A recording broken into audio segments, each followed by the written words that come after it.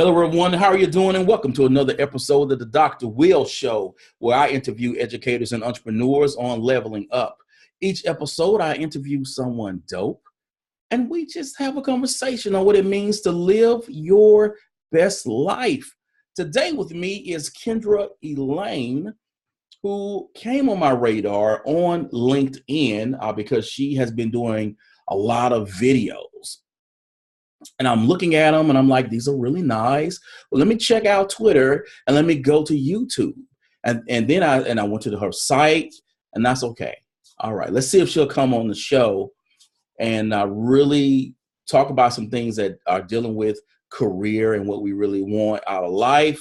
And she said yes. And it's been real awesome. Been anticipating this one because we were supposed to be doing this earlier in the week, and we had to reschedule. So I'm excited to have Kendra on the show this morning. So Kendra, for those who will be watching on YouTube or listening in the future on iTunes or SoundCloud, will you please introduce yourself? Yes. So thank you so much, Dr. Will, for having me. Again, like you said, my name is Kendra Elaine, and I call myself the reformed jobaholic, so turned entrepreneur. I had many a job, corporate and side gigs, all of that after college. And, in the last 2 years have been on the entrepreneur path. Started kind of as a life coach, working more on the personal end, and then moved towards career coaching. And in this last year, my focus has specifically kind of turned to millennials, helping the younger millennials and even the older millennials just on their career journey, finding their passion, staying motivated, and things like that. So I do a lot of public speaking at conferences and one-on-one coaching, and also leadership and diversity trainings for companies. So it's been a crazy ride on this entrepreneur journey, but definitely fulfilling and definitely good. And I'm definitely excited. Thank you so much for having me on the show. You're welcome, and thanks for coming on. I love what you're doing with video. And I was watching a talk you gave, and you're like, these are the amount of jobs that I've had. And I was like, I'm 44, right? So I grew up with, you work somewhere, you work 30 years, you get a watch and you go home. Right. Though I know that we no longer live in those times. And quite honestly, I've yet to work somewhere where I want to put 30 years of my life in. Mm-hmm. But it's so interesting that younger people are doing a lot of job hopping because it's very new to me. I only know one other person who did it. And even then, for her, I was like, you have a Yale MBA. Why do you keep spending 2 years somewhere else and you going somewhere else? But she keeps climbing up. So, that's a good thing. But I'm just wondering, like, you're not staying there like 5 years. You putting in 2 years and you gone. Like, okay, that's different. And, I think when we look at like the older generation, when they were getting right out of college, they did some job hopping also. I think the way millennials are different is they're just continuing to job hop as they get older and they age. And it's so many contributing factors as to why, their millennials have a lower trust of companies as far as, their loyalty goes. And also, I tell people millennials have such greater access to see what companies are hiring, so if they're in a company and they're ready for a change or more responsibility and that company isn't ready to elevate them, it's so easy to see, oh, such and such company is hiring for exactly what I want to do. And it's kind of like, well, why wouldn't you try it? So between the access, their motivation, and just kind of how millennials were raised, we have a tendency to hop around. All right. So you talked about your venture into entrepreneurship. What excites you the most about being an entrepreneur?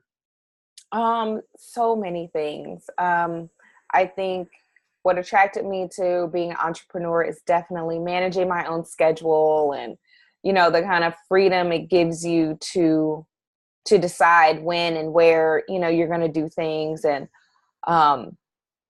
also the fact that there's not a cap. So, the more you work, the more you can make. So it's not like, you're capped out. But I think honestly, the thing that excites me the most about being an entrepreneur is I feel like with what I'm doing, I'm making a real impact.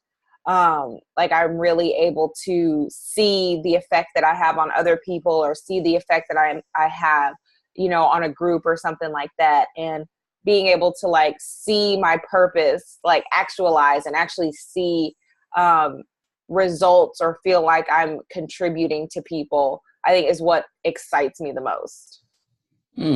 So I've interviewed a lot of people about what they want out of life and their purpose and questions along those lines. But there are a lot of people, they love their job. Mm-hmm. I mean, they're like, man, I love what I'm doing. My money's right. I'm comfortable. I like the people I work with, but there's something inside of them that tells them they're meant for a greater purpose. Mm-hmm. What is someone to do when, I guess, they don't have, I guess, the typical or stereotypical reasons to leave, because everything is all right. They have no complaints, but they feel like, wow, there's just something in me that says I have to do something else. What are they supposed to do to sort of be okay with that and then actually move on to do what they're feeling they need to do? Absolutely. Because I think, we perpetuate this, everybody hates their job way too much. There are a lot of people who love what they do. And if you feel like, you're being called to greater or something more, I think it's definitely a season to do maybe some self-assessment and some self-awareness, and do that soul searching to be like, okay, what is it? What is that thing? What is it going to take to accomplish that thing? Because I think it's a definite blessing to love what you're doing, because, a job can be such a great stepping stone into whatever it is you're trying to do. As far as it takes time, to research and vet an idea and to see, can I get this started? And, your 9 to 5, it can be that foundation that not only helps fund your dream, but gives you that fallback. Because a lot of times, when we're pulled into some things, sometimes we have to pivot and make changes. And I think it's best to do that while you have that steady paycheck, especially when it's something that you love. So, take your evenings and your weekends and say, I'm going to take the time to really pray about this dream, to really research it, to see if it's something I can do, if it's something I really want to do, how I can actually get it started, and, take your own time to pursue your passions. And if it turns out that, this can be a full-fledged business and this can either supplement or take over the income of your job, then that's when you sit down and say, okay, do I want to do both, or do I want to quit my job and pursue this purpose? I've talked to so many entrepreneurs that still have their 9 to 5, and they're like, I love what I do, and I've gotten my purpose to the point where it's matched my salary, but I still haven't left because I love what I do. And it just gives you an extra level of freedom to not only enjoy your 9 to 5, but be like, everything I make doing what I love is just cake, and I can invest it, or, I'm just stacking it somewhere. So I definitely think take advantage of that. If you have a 9 to 5 that you love, still pursue that calling, look into it, see what you can do about it, because having both is definitely a blessing. That's all right. I wouldn't mind that stacking. I'm like, look, right? I'm trying to repaint my house on the inside. And okay. I'm like, okay. I was like, that makes, because, I just did a video that's doing surprisingly well on LinkedIn, where I talked about, millennials don't let people shame you for your 9 to 5. And I got a ton. I think there's like 300 comments. And some of the comments are from millennials saying, yes, my friends make fun of me. They say, I need to just quit and start my own business, but I love what I do. And I'm like, I think there's been a culture shift of everybody wants to be an entrepreneur, and I love entrepreneurship. It's great. But there's no reason you can't be an entrepreneur and work a job. And, you know, especially when you're first getting started, because it's not going to be all roses on that journey. So it's like, you know, keep that 9 to 5, work it while you build your other stuff. And as you start to grow your income, you know, if you still have your 9 to 5, that's just extra income. No doubt. And even though no job is promised, as long as you're working, they still got to get you a check. So that's the one thing that I enjoy with having my full-time gig, because, you know, for those who know about that side hustle, when you're consulting, sometimes the fat checks come on in, and then sometimes it's kind of like, yeah. And when they're not doing that, knowing that, okay, I know this income is coming in, you know, that's a blessing. That's a kind of relief to kind of know where you are financially. Absolutely. And I think, you know, entrepreneurs, a lot of the young, newer entrepreneurs that I've seen, I think they end up giving up faster because they don't have that steady paycheck. They're just relying on the hustle and the grind. And, you know, sometimes you can hustle, grind, and sometimes the money's just not good, especially in the beginning, just going to be there. So sometimes they kind of give up on that dream because, you know, bills have to get paid. And I tell them, like, if you would have kept your 9 to 5 while you kind of built that up, you might have had more resilience to get through that season, to get over that hump, in order to keep generating that steady income. Mm-hmm. So how do people discover what they value, not just their values, but what they value and what makes them great? A lot of like soul searching. I'm a big believer in personality tests and strength assessments. And, you know, I walk people through, you know, how do you define success? And not just like material things, but how would your life look for you to say you're successful? Like, you know, think about your day. And, you know, I ask people, you know, what comes to mind? Is it how you're spending your time? Is it who you're spending your time with? Is it the kind of clients you're working with, the kind of work that you're doing? And taking those assessments to see, you know, what's really important to me. Because sometimes we think we know what's important to us, and that's not really like the core of what we really, really want. You know, when people say, oh, well, I'll be successful, you know, when I make X amount of money, it's like, okay, but why do you want that amount of money? What do you plan on doing it? And it's actually what we're going to use that money for that's important to us. Well, I want to spend time with my family. I want to take my kids on vacation. I want to buy my mom a house. It's like, okay, so that's what's important to you. And how are you spending your time? And, you know, how important is it to you to get there? And how are you going to get there? So it's taking that time to ask those questions and, you know, learn those things about yourself, because it's got to go deeper than that surface stuff that we think is important. That is all right. Have you taken the Strengths Finder? I haven't. I actually have. I got the Clifton. Yeah. Strengths Finder. You know what? I got Gallup's book, and it gave me a little code to take the test. I need to take it. I think I'm going to take it this week. But I've heard about it. One of my favorite tests is the 16 personalities. Well, I've never heard of that. If you go to, it's a free test. It's 16personalities.com, and it's based off the Myers-Briggs, but it gives you, you know, once you go through the test, it gives you like pages of personality assessment and suggestions and, you know, careers that work good for that personality type and all kinds of information. Yeah, I took the MBTI, you know, a long time ago, but when I saw ENFP, it was like, what do I do with that? Right. I mean, right. Like, what is, I honestly have forgotten my letters, but it's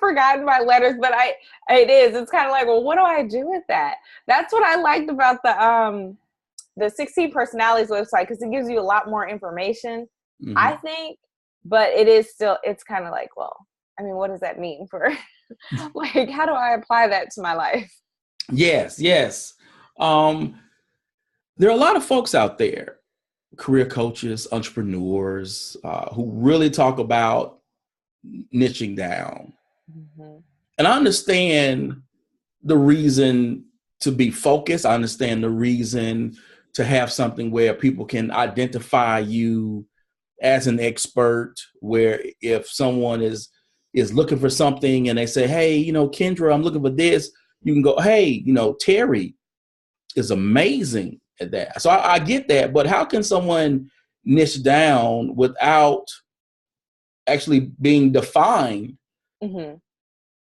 by that one thing? That's a good question. That's something that I definitely struggle with. In my journey as an entrepreneur, everybody told me that you got to niche down. You got to be more specific. You got to be more specific. And I was like, well, how specific? I don't know. It's like, it's definitely a struggle, but as I did do that, as I niched down and I got more specific, it helps not only, like you said, people identify you like, okay, this person is an expert in this. Like when people see me, they're like, oh yes, you talk about millennials. That's your thing.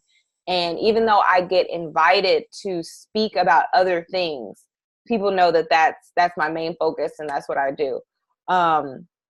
You find ways to, once you niche down and you find your topic, like map out ways that you can tie that in to other things, whether it's other topics or other services. How does it tie in? Whether it's, because I tell people I focus on millennials, but with that, I do leadership training, I do diversity training, I do, goal setting training and motivation. That all stems from millennials. And so when I'm creating my content, whether it's videos or social media posts, I try and figure out ways to just kind of link them together. Like, you really need your leadership skills when you are leading millennials. And this is why leadership training is important. Or, millennials value diversity, and these are ways that you can affect diversity. So if you can niche it down to a specialty and an expertise that you can focus on, and then just mind map, like, okay, how does this tie into all the other things I can do or am good at or am well versed in? Because I think entrepreneurs, especially the ones who are really called to entrepreneurship, they have a hard time niching down because they have so many gifts and they have so many talents and they have so many things that they can do. And, as a speaker, it's like, I could speak about almost anything. But it's like, you can't be the jack of all trades. You can't be everything to everybody. You have to pick something and to kind of feed that itch of, but I want to speak about more, but I want to do more. I want to provide more services. It's start with that one and see how you can build it out or make it related to that one thing. And you will start getting clients and asked about, the kind of other spokes on the map. But, I would say find a way to tie it in to that niche that you end up picking. So I want to throw this out there to you, since you just said that, whether you are an entrepreneur and you're finding this one thing, or you actually have a corporate gig, at some point in time, hopefully you will reach that point to where you are successful and you are thought of as this person who is a go-to person, a person who can be relied upon to deliver results. Right. How do you at that point decide on which opportunities to say no to, or which organizations the job offer comes your way, or you're headhunted and you go, nope, because that's not going to be for me? How will someone know what to say no to? It takes a lot of work. I tell people, before you get started, when I really focused on goal setting, my 3 pillars were clarity, belief, and position.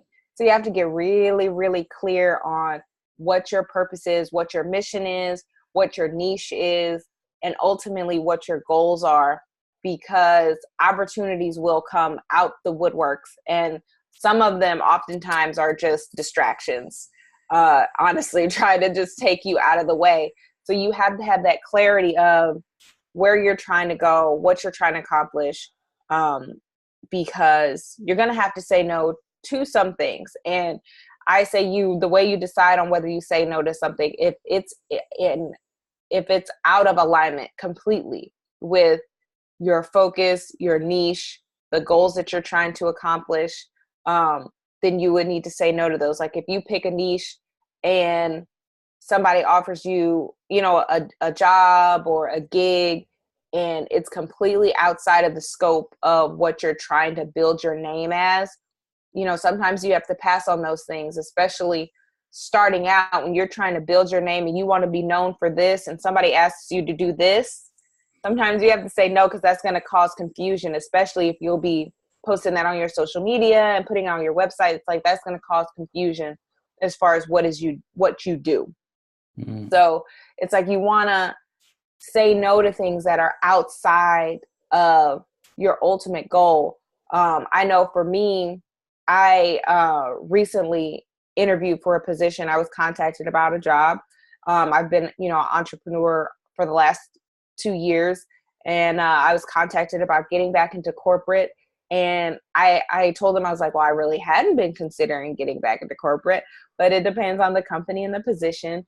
And, they sent it to me and I looked at it, and I had to really assess, like, okay, is this in alignment with what I'm doing?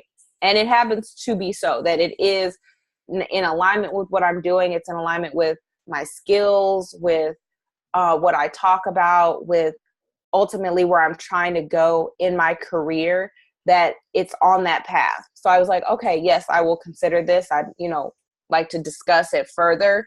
But this wasn't the only job that had approached me. Other jobs had approached me, and it's like, well, no, that's completely out of alignment with, where I'm trying to go. And, that would just distract me from working on my goals and my purpose. So I honestly think clarity is a huge thing when you're on this journey, because, jobs will come, opportunities will come, gigs will come, even coaches will come. I know early in my career, I spent a lot of money on coaches that were not in alignment with what I was supposed to be doing. And I tell entrepreneurs all the time, I'm like, if you aren't clear on what you want and where you're trying to go and what your actual purpose is, you can waste a lot of time and you can waste a lot of money on the wrong opportunities and the wrong resources. So in terms of, where to say no, you have to start with that clarity and that inner peace on, this is what I'm called to do, and this is what my focus is. And if it's not related to that, I can't do it. That's all right. That's all right. Now I want to get into this video that you posted on the gram. All right. Because there was something that went down, like, because I saw this meme too, where it was like, something happening, I got groceries, I don't have nothing for nothing else. And then it just started kind of floating around. And then I saw your video speaking on it. And you went in talking about, the mindset of abundance and how people should be walking in abundance and not living a life of scarcity. How does someone, first, what inspired you to make the video? Mm-hmm. How does someone actually, what is the importance of walking in abundance? And how does someone actually do that? Particularly if you have grown up where you didn't have much and you had to fight to get where you are now. And so even though you may be making $100,000 a year living in a city where that $100,000 really goes a long way, in your mind, you're still broke. Right. Because you've never had anything. Mm-hmm. So what inspired me to do the video was I kept seeing this post, and it was the post where it's like all of August 2018. This is me. I ain't got it. I can't go, and I got groceries in my house. Yes, and yes. when I first saw it, I was like, oh, I get what they're saying. You know, I'm not going to waste money, and, you know, I'm not spending my time doing dumb stuff. I'm focused, and I'm not eating out because I got groceries in the house. It's like, I get it, but I don't like how it's worded. And then I saw it again, and then I saw it again. It was like a couple of days, and it was all over my timeline. And I was like, okay, let me fix this, because I was like, to say I ain't got it, I was like, is everybody saying they're going to be broke in August? Because that's how it sounds. That sounds like everybody's collectively saying, okay, in August, I ain't got it. I ain't got it. And I am so big. I've always been big on words and communication and saying what you mean. But especially when I started over the last few years researching and getting into, you know, abundance principles and manifesting and things like that. And just, you know, even getting into the word of God, just how important your words are. And, you know, so I did the video and I kind of corrected the meme where it's like, okay, don't say I ain't got it. Say I have it. I'm just not spending it on you. And there are plenty of times when I've, you know, seen people talk, and it's like, don't say what you don't have. Don't say what you can't do. You know, let's be real and say, or, you know, in your head, it starts in your head. First of all, with the money, you know, especially if you did grow up and you didn't always have it, and maybe you're going through a hard time right now. It's hard to have that abundance mindset, but it's definitely, you know, a muscle that you have to work on, and you're going to have to train your brain and train your mouth to say certain things, because, you know, our thoughts become our beliefs. Mm-hmm. And, you know, that's in the, you know, the words we say, it's all a cycle as far as what we believe and what we say and what's in our heart. So we want to train our brain and our mouth to start saying positive things. And, you know, I do have it. I'm not broke. I'm abundant. I have money. But even if you don't want to spend it on something, say, you know what, I've got it. I have money, but, you know, my money is prioritized somewhere else right now. I'm not spending my money on that right now. You know, my money is earmarked for something else. You know, I got it. I'm abundant. I have it, but I'm choosing to spend it on something else. And there's nothing wrong with that. You know, I have it, but I'm choosing to spend it on bills. That doesn't mean you're broke. You know, I have it, but I'm choosing to, you know, buy groceries, or I'm choosing to spend it on my kids. And I think, you know, taking that poverty mindset out, you know, stop saying you're broke. Stop saying you ain't got it. Stop saying what you can't do.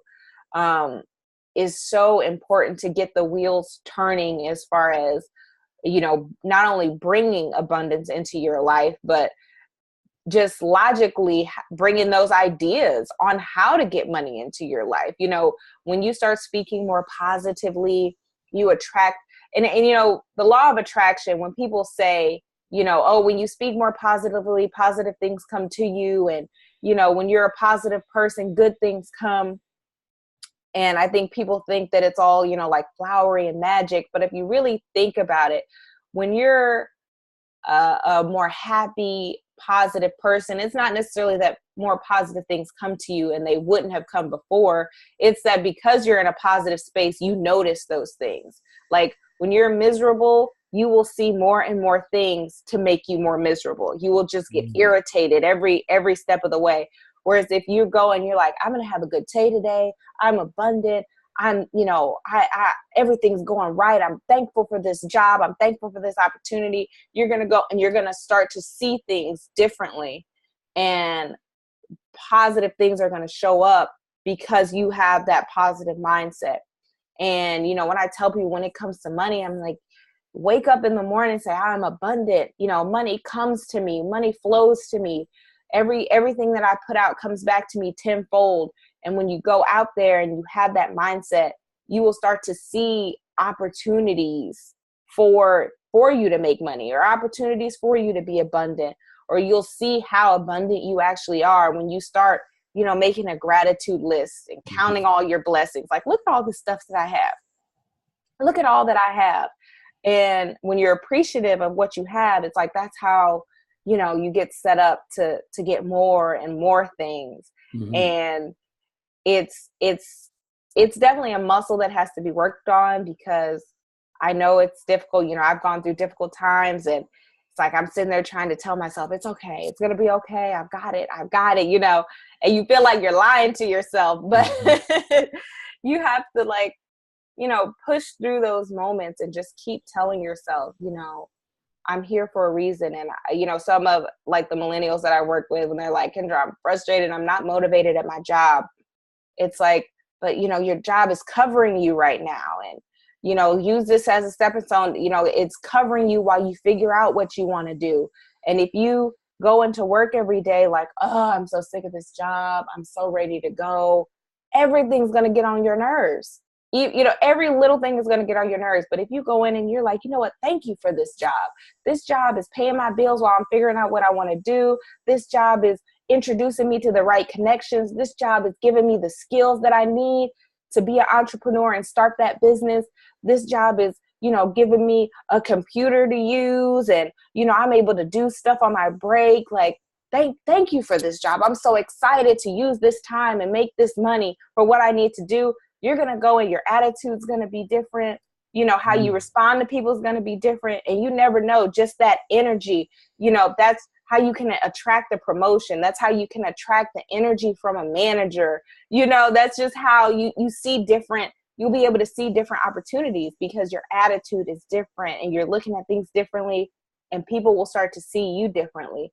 So it's like, I know it's hard at first, but once you get in the hang of it and you get to building those muscles, one way that I did it, especially when I first started out and I was at a job that I was frustrated with, I have an iPhone. So, you know, you could put reminders in your iPhone, and you could either set it to like a time of day or when you're leaving or arriving at a location. I put affirmations. So I had affirmations in the morning. I had affirmations throughout the day. I set an affirmation to pop up as I was leaving work, as I was pulling into work. And, you know, they would just be, you know, little things like miracles happen every day, or you are right where you're meant to be. You are in divine flow. You are highly favored, just like little things. And I would find myself like in a bad mood, and this thing would pop up on my phone. I'd be like, you know what, you're right. And I would immediately adjust it. And that helped me to get in the habit of that abundance mindset and that positive mindset. And so when I saw that meme over and over and over, I was like, I have to say something. Like, you guys have to stop saying this over and over. Let's change these words around. Like, I get the point, but you have to watch what you actually speak so that it matches with what you want. Because I'm still working through that now, because I spent my formative years in Section 8, hand-me-downs, the food stamps, going to bed hungry, not having certain things. Now, my life has taken a 180 turn from that. And I'm still going, okay. And sometimes the imposter syndrome kicks in. And even like with the wife, I really want a 65-inch TV, and I got the money to buy it. But I'm like, no, because if I do that, that money is going to be gone. And I can't really go that. Though I did tell her that I got called about a consulting gig, that if we sign that dotted line, I'm going to use that money to buy it. But I was just, you know, I'm still not there yet, because I'm still working through those issues of not having. Even though I have it now, I still ain't in my mind, I still don't have it, because I'm not where I want to be. Right. Absolutely. And it's a growing process. And I didn't realize, so I had started taking a life coaching program specifically around money blocks. And I learned so much of what we went through as children and what we learned as children, we just carried with us. And we might not think we did, but we carried it with us. And it totally affects how we move right now, how we spend money, how we hold on to money. And if you think about it, if we've been holding on to those thoughts and that programming since childhood, it's going to take a lot of time and effort to unlearn and, reformat those thoughts. So it's going to be a journey, and it's one of those things where, somebody told me you have to see the dirt to clean it. If you're cleaning up the house, I need to see where the dirt is to clean it. So it's just taking that time to say, okay, what are my thoughts about money? What did I used to hear growing up? Did I used to hear money is hard? Money, it's hard to make money. Money doesn't grow on trees. We never have money. What are the things I heard and internalized as I was growing up? And is that true? Are those true statements, or are they not true statements? Are they things that I can work to actively reverse? Those negative thoughts and beliefs and experiences that we had, how can we take that, cancel it, and, turn it into the opposite of a positive affirmation? We just have to repeat them, because we've been repeating that negativity for years and years. So we're going to have to be really proactive and strategic about replacing those with something else, because it can be hard. When, I didn't have money, but now I have it, and I don't want to feel like I'm wasting it. I don't want it just to leave, but it's, a part of that being abundance is having that confidence and knowing, I am producing more money. More money is going to come. So if I want to purchase this thing, I can, and operating in abundance and not that fear of loss. But it does take work. Well, I for sure need to do some more of that. So how does someone sort of overcome those thoughts, particularly when you talk when we look at how we can sabotage ourselves and not going for that promotion, or applying for that new job, or applying for that degree program, or what have you, because we don't think that we're good enough, or we have the right stuff to be successful. How do we overcome that to actually take that first step? Because the one thing I do with my show that I tell people that I hope that if I can get you to take one step, if you hear anything from my guests or myself that for you to take that one step, I believe that you can make it happen. But you have to take that one step and be willing to take that one step. But for those of us who don't think that we can, or think that we are worthy enough, or will be successful if we take that step, how do we overcome that? And that first step is probably the hardest, just to get started. And it's, we every day, I said this the other day, I said, building your confidence is an everyday practice. It's an everyday muscle of telling yourself, I can do this. I'm supposed to do this. I was called to do this. And sometimes that confidence can be built with preparation. When we're scared to do something, it's because it's unknown and we're not sure. And sometimes that first step is just, like I said, researching and looking into it and preparing yourself. But then I know a lot of people can get caught up in the preparation is actually procrastination, where you're doing too much prep and you're doing all this prep and you haven't pulled the trigger on anything. I feel like it's having that faith and confidence that whatever's going to happen is going to happen. Like, you don't know unless you try. Michael Jordan said he missed every shot he didn't try and take. If you know you're called to do something different, if you know you're meant to do something more, if you've been having this kind of nagging feeling of, there's something else out there for me to do, whether it's a promotion, whether it's more responsibility, whether it's starting a business or going back to school, take that first step. You've got to try, because when you look at your life right now, if you say you are not okay with being in the same place 2 years from now, 5 years from now, like you do not want to be in this same place, you have to take that first step now, because change isn't going to happen overnight. It's going to take step after step after step. And depending on what journey you're on, you don't know how long it's going to take. So you want to take that step now, whatever it is, you want to start now to start, walking in that direction, because, time is short. You never know what's going to happen, in today's world. Just, everything's happening so fast, and, we're here today and tomorrow is not promised. So what do you need to do? What is that step that you need to take? What is that thing that you've been putting off? And address that fear. Like, why is it that you feel you're not worthy? Is it that you feel you're not prepared? Is it, imposter syndrome? That affects everybody.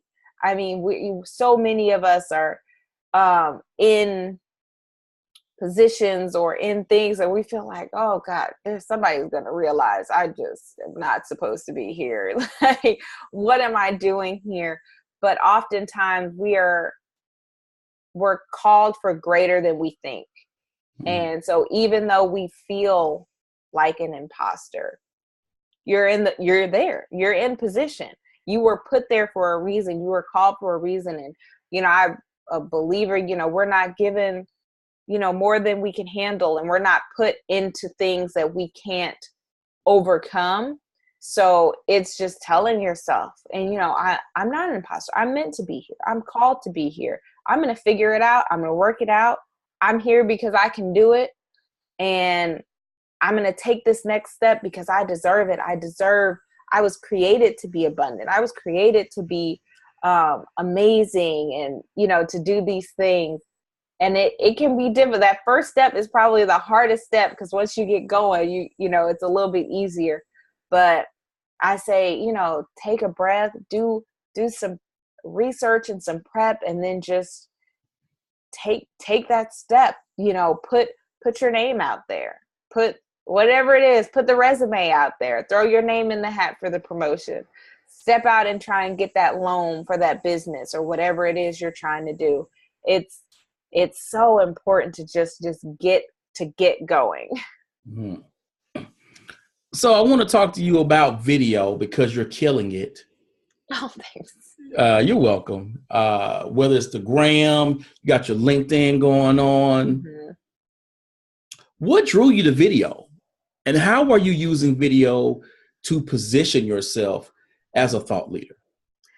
Video, I've been doing video for a while. When I first started getting into like life coaching and things like that, I thought video was so important, because even before I got into, the millennial work, I knew like young people, just video resonates more with them. They like to see who's talking.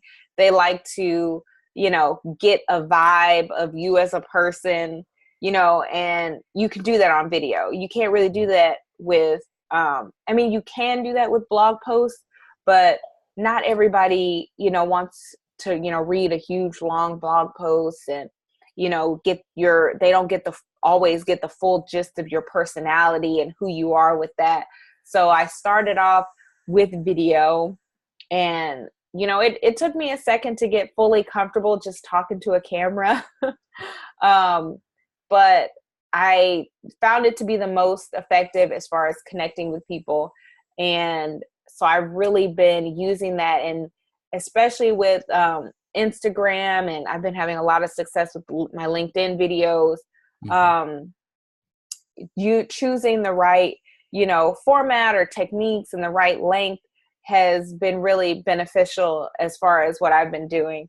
And it's good because as a thought leader, especially as a thought leader who I'm pursuing speaking gigs, I want people to see me speak. I want them to see that I can have a flow of consciousness and just talk for, a couple minutes and say some powerful things, and that I could formulate a story and all the things like that. So I definitely using video to kind of maximize my brand and me as a thought leader.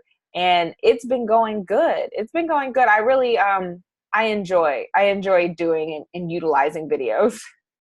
Wow. So when is your podcast coming out? I know I needed somebody ask them, like, why don't you have a podcast yet? That's something I'm working on. That's something I'm definitely working on because I love podcasts. I do interviews with podcasts. I'm like, I probably need to start one because it's just podcasts have so grown as a really great way to get information out there. And I'm a big podcast listener in my car. So because I'm in my car a lot, especially when I would travel a lot. And as much as I love reading books, it's like sometimes, you can't read a book in your car. Yeah. So it's like I listen to podcasts and interviews, and it's just become such a great way to share information. So it's definitely something I've been considering getting started. All right, now I'm expecting it. Right. I've had a great time. Thank you. Me too. Well, thank you. Because it's interesting, because I am an educator. So when I bring people on who are not educators to share all of this information, with my audience, sometimes I tell people I'm here to educate the whole teacher because I stopped doing classroom shows about 7-8 months ago. Okay. I was like, I'm bored. Like this is my life. This is what I do every day. I want to talk about something else. So that's when I switched directions on my shows, and where I now focus on entrepreneurship and personal development, professional development. And I feel good about the direction. And people are responding. So I checked my stats this morning. I was like, okay. So since December, I have 12,000 plays on SoundCloud. That's amazing. Yes. Especially when all of last year I had 3,700 something. Oh, wow. Yeah. And I'm like, okay, they're feeling this. Yes. See, and that's why you got to take that step. Even if it's a step to just pivot or change the format, it's like you just never know, what's waiting for you on the other end of that move. And that's awesome. So congratulations on the success of that pivot. Well, thank you. And that's why I love having people like you on the show to bring that experience, to share those stories. Because as you were talking earlier, I was listening, and then in my mind, as I was being fed, I was like, okay, I can't wait to release this episode. I'm like, when does it go out? Because I'm excited for the people who listen to the podcast to be fed as well. Before we go, what is the best piece of advice you've ever received? And what is your advice to those educators who are thinking about making a transition out of K through 12? So the best piece of advice that I received a lot of advice. So I'm trying to think the best. The piece that I carry with me the most is stay true to your vision. Because a lot of people will cast their vision for your life on you. And it's so easy to get distracted or get caught up in what my parents want me to do, what my significant other wants me to do, what my friends think I should do, when, your vision for your life was only given to you. So only you know what you're called to do. Only you know what you need to do or what you need to be obedient to. So stick to your vision, believe in it and hold true to it, because you have to believe it first before anyone else will. And as far as people looking to transition out of K-12, maybe into, entrepreneurship or another career, I would say this is almost like along the lines of like a gratitude list, but I would say think about and list out all the things that you've learned, accomplished, or gotten from your K-12 journey. All the things, like just skills, opportunity, everything that you learned, like, and in your own mind, solidify that foundation that you've created. Because I think sometimes, when people make a transition like that, they think, I'm not equipped to go do X, Y, and Z, or I'm not ready. And I think it's usually just you're missing all that you've done. You're missing, we don't want to be boastful or toot our own horn, but from your experience in K through 12, you have a solid foundation of skills and attributes and all these things. So I would say take the time to really look at all the stuff you've accomplished, all the stuff that you've done, all the stuff that you've worked on, and see like the foundation that you have. And if anything in particular sticks out, as far as if you're trying to figure out what that next step is, if you see you have more of one thing that you really enjoyed, or what really excited you, maybe that's a direction you can look into. But if you know where you want to go, then this list can help you in your own mind say, you know what, I have a solid foundation to step out and do this. I have what it takes. Like, look what I've accomplished, look what I've overcome, look what I've learned. And to help you get that confidence of, you know what, I can take this next step. Like, I've overlooked so many things because sometimes we don't see, we're just chugging along, just, we're doing our job. We're, you're here for the kids, you're here for the other people, you're here, you're just doing it. And you lose sight of all of the stuff that it actually took to get that done, because there are a lot of people who can't do what you do, and that gives you that insight, that gives you that background, and that gives you that foundation where you can really step out and do whatever it is you want to do. So take the time to acknowledge your journey and decide where you want to go, and use that to kind of propel you and push you forward into this next season. Y'all, I'm gonna have to save this episode. I want to release it right now. You're so silly. I'll save it. Oh man, thank you so much, Kendra, for coming on the show. Well, thank you so much, Dr. Will, for having me. This was a great conversation. I definitely, pray that your listeners find some value in it and find some little nuggets in it that can help them. And, it was great to be with you today.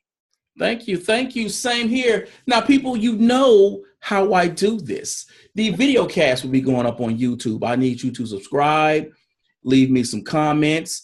The podcast itself is going on iTunes. People, rate. Give a brother some 5 stars and some comments. Go to SoundCloud, follow, leave some comments, because your boy's trying to get Oprah on the show. And I want her to know I'm doing it big time around here. As always, people, I would like to thank my guest.